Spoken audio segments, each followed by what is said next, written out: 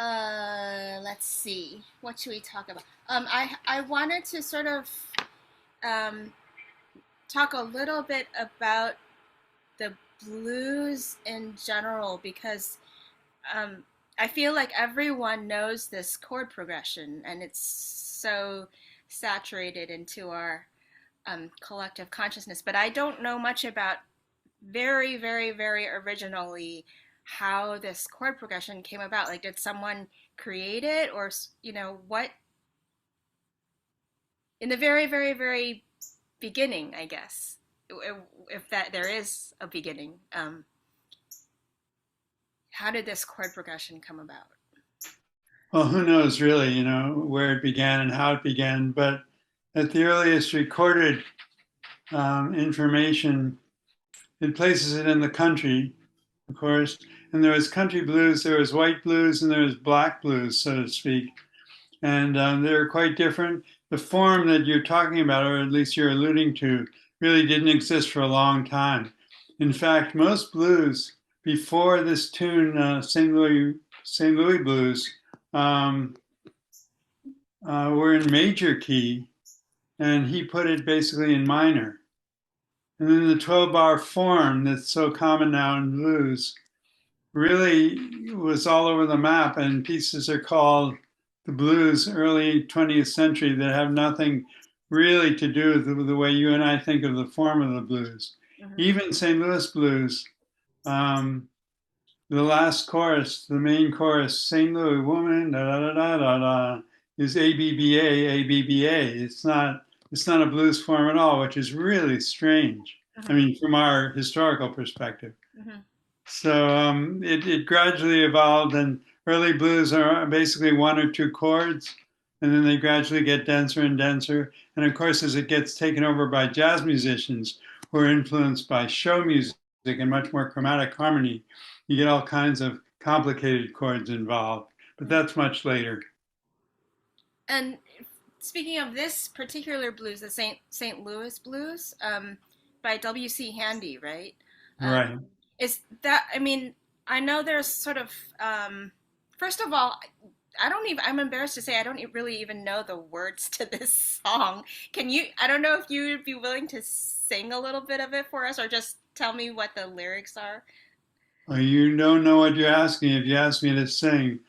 Um, but the main lines are, I hate to see the evening sun go down. That gets repeated. I hate to see the evening sun go down.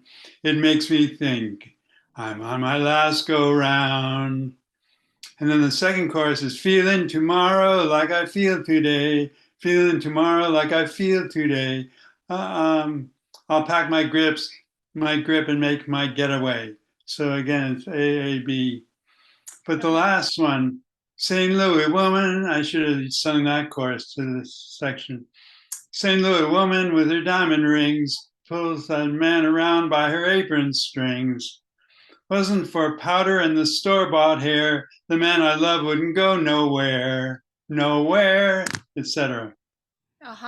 Uh-huh. So sort of. So, Yeah. but the whole idea, what gets encapsulated is, of course, the woman that's been messed up by her man who is stepping out on her, which becomes a common theme of the blues and also a reason it's called the blues. Mm-hmm, mm-hmm. And the first part is sort of a sort of a late late afternoon, early dusk sort of melancholy, or Yeah, just fearing the dark yeah, and having to go through another night alone. right.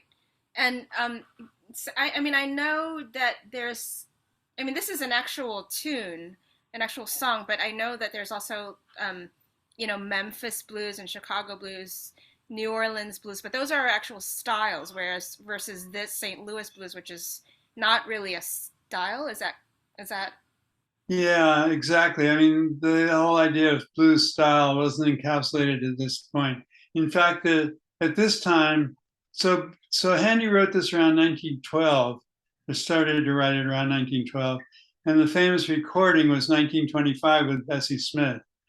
And then she made movie, a film in 1929, singing it, and that's where I got a lot of the material in the arrangement that you're doing. The Yeah. opening viola solo is really her exact rhythm, for example, which is fascinating. Um,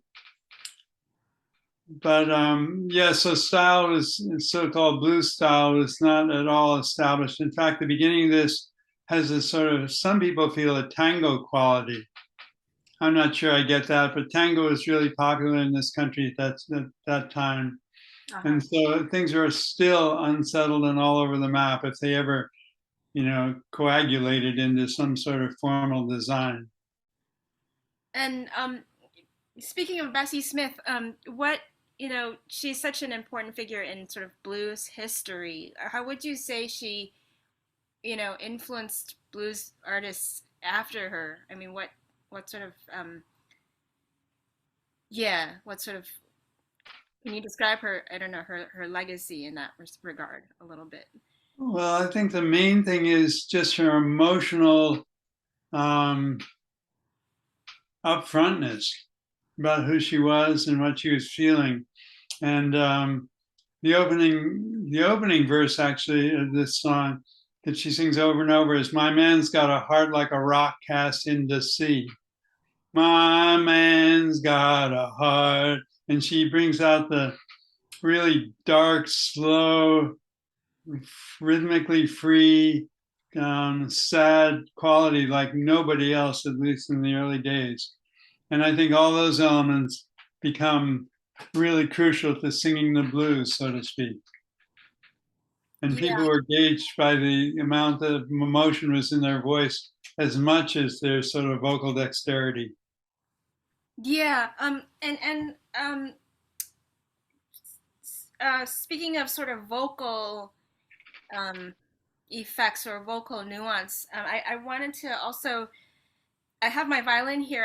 I was hoping to ask you a little bit about just the different shadings of the third in the blues. I know from, for example, from my fiddle lessons with Daryl, that there's sort of almost like 50 shades of, or many shades of, that if we're in F, right, that A. Um, Mhm.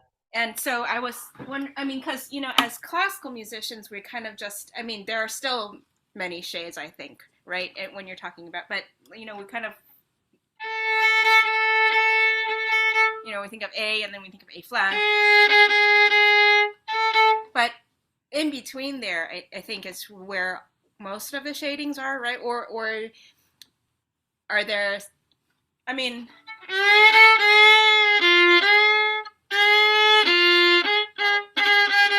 but are there like also like extra low A flats and sort of higher A naturals? I don't know.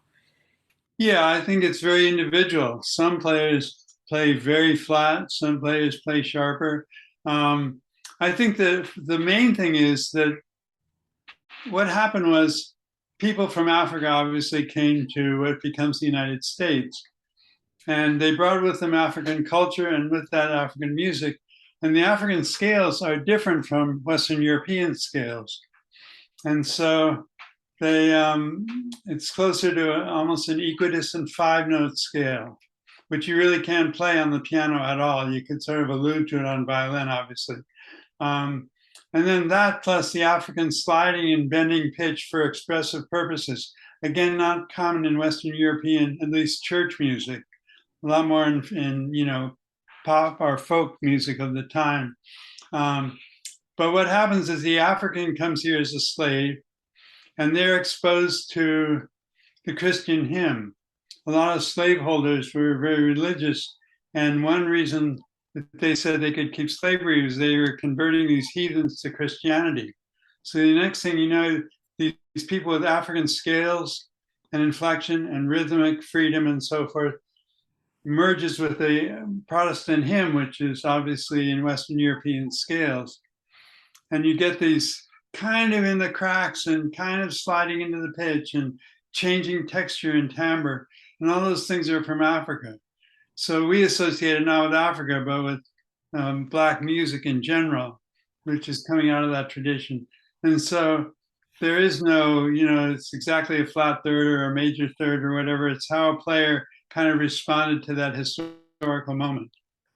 Okay, okay. So, I mean, is it that equidistant 5 note scale you're talking about? Is it, can you can you can you kind of try to sing that? I don't know, or I can try to play it. I don't know if it's like so. There's it's like wait, what?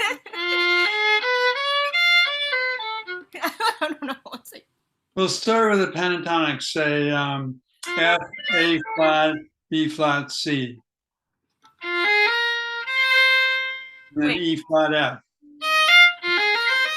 Okay, and try to make that more equidistant. and kind of stretch that out.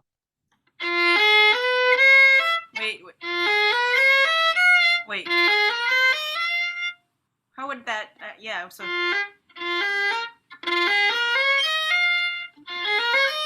I don't know. Yeah, and again, I'm not saying that the African scale is exactly even. I'm just saying it's closer to even than the pentatonics that's associated with fiddle music of the British Isles.